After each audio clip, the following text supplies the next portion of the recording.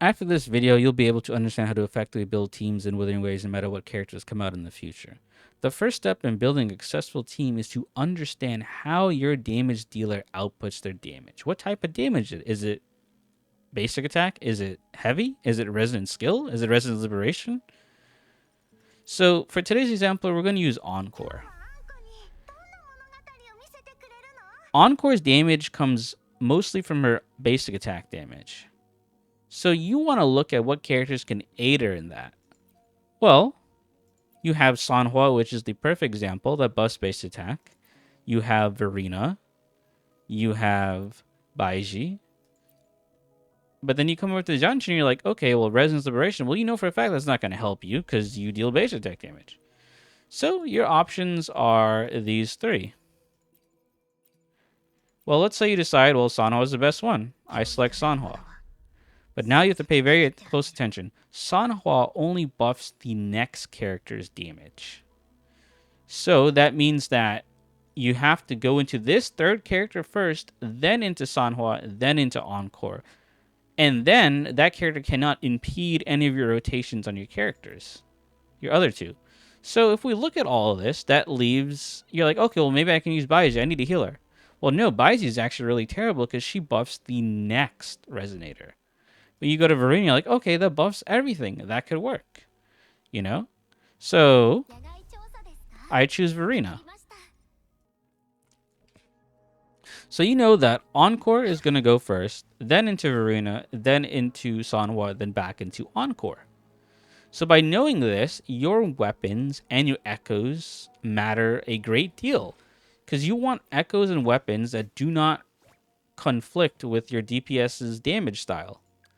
So for Verena, you know that there's two support sets. You know that there's Rejuvenating Glow and Moonlit Cloud.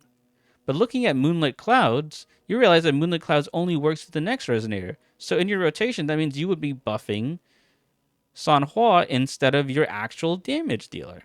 So you know for a fact that your Verena now is forced into Rejuvenating Glow. Because Rejuvenating Glow buffs the entire party. So you're like, okay, well, Rejuvenating Glow.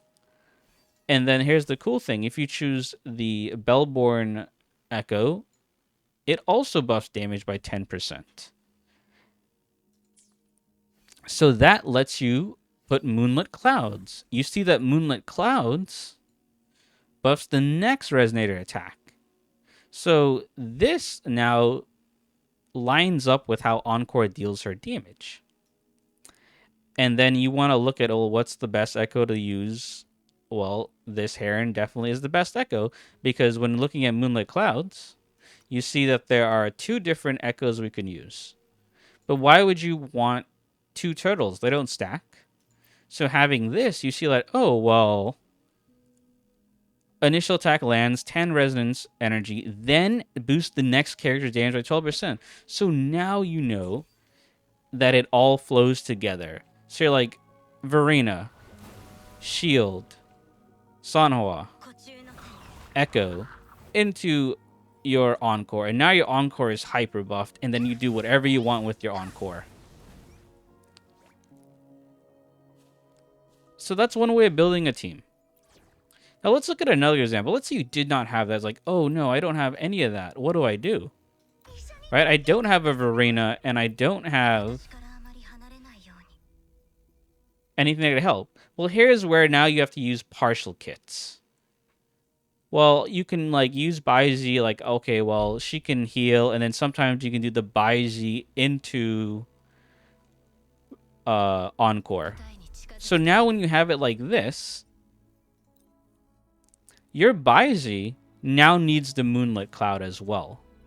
So what happens now is that you go Baiji, Moonlit Cloud into Encore, and you kind of do like a two-man like attack squad basically, right? Or you can go Baiji, let me buff my sub DPS, deal damage with my sub DPS, and then my sub DPS will now buff my main DPS and deal damage, and then repeat the process.